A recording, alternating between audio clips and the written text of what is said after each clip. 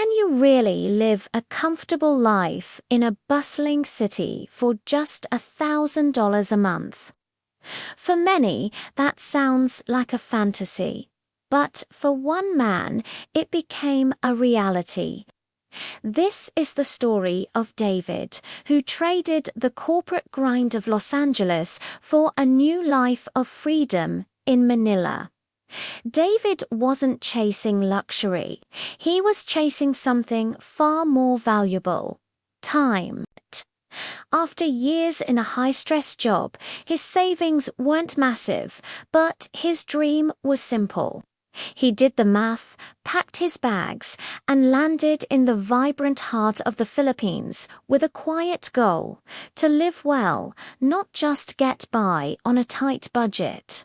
So, how did he pull it off? Stick around, because we're about to break down every single dollar. First things first, where to live. Finding affordable housing is the biggest hurdle in any city. David chose a studio apartment in Mandaluyong, a central location with easy access to public transport. The place was small but bright, with a balcony that offered a stunning view of the city's restless skyline. The rent, a surprising Philippine peso 25,000, which is about $430 a month. And get this, that price included all utilities and high-speed Wi-Fi. David couldn't help but smile when he realized this was less than what he used to pay for a parking spot back in LA. It was a massive win and the cornerstone of his budget. With housing sorted, David settled into a new routine.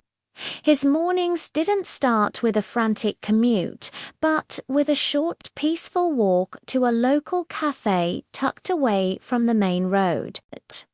There, he'd get his daily fix: a strong cup of Barako coffee and warm pan de sal with fresh cheese. The cost for this simple pleasure, just Philippine peso 150, or about $2.50. The barista quickly learned his order, and this small daily ritual made him feel like a local, not just a visitor. Now, how did he make his money? David worked as a freelance graphic designer, finding clients online from all over the world. His income wasn't huge, averaging around $1,200 a month. But with his expenses carefully managed, this was more than enough. The key was keeping his costs consistently below his earnings. By sticking to his $1,000 monthly budget, he even had a couple of $100 left over each month to put into savings. This financial cushion, however small, gave him peace of mind. One of the best parts about living in the Philippines is the food, and David fully embraced the local culinary scene. Forget expensive grocery hauls and hours spent cooking for one. For lunch, he'd head to a nearby carinderia, a small family-run eatery. A hearty plate of classic Filipino dishes, like adobo or sinigang, cost him only about Philippine peso 100, which is less than $2. The food was delicious, homemade, and incredibly affordable. This strategy alone saved him hundreds. Of course, he'd treat himself sometimes. Fridays were for splurging on a nice sushi dinner in the upscale district of Makati, but these were planned treats, not impulse buys. So let's look at his food budget. By mixing cheap, delicious meals from carinderias with some light cooking at home, his total monthly food and grocery bill came to around $220. That's just over $7 a day. It's proof that you don't have to sacrifice flavor to save money.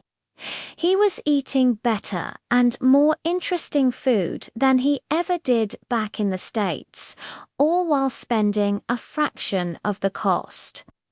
Getting around a megacity like Manila can be a challenge. The traffic is legendary. But David learned to navigate it like a pro. He lived close to a major train line, the MRT, which became his go-to for longer distances. It was cheap and bypassed the gridlock on the roads. For shorter trips, he'd use the Grab app, the Southeast Asian version of Uber, or simply walk. He learned the rhythm of the city, avoiding peak rush hours whenever possible. His total transportation cost for the month, a mere $70. This covered all his daily commutes, a few taxi rides, and trips around the metro area. But life isn't just about work and essentials. David's biggest joy came from exploring his new home. The Philippines is an archipelago of over 7,000 islands, and adventure is always just a cheap bus ride away. On weekends, he'd escape the city. For as little as Philippine peso, 1,500, or about $25, he could have a full weekend getaway. This tiny budget would cover his round-trip bus fare, a simple room, and all his meals. He'd travel to the cool mountain city of Tagaytay to see the famous Taal volcano or head south to the beautiful beaches of Batangas. These mini-adventures were his reward for living frugally during the week. His entertainment and travel budget was set at $100 a month, and he made every single dollar count. Every night, as David sat on his balcony, the sounds of the city would drift up to his apartment, the rumbling of jeepneys, the distant echo of karaoke, the hum of millions of lives unfolding. He didn't find it noisy. He found it comforting. It was a constant reminder that he was part of something vibrant and alive. He wasn't isolated in a sterile suburb. He was immersed in a rich, dynamic culture. This connection was something he'd craved for years. So let's do the final tally.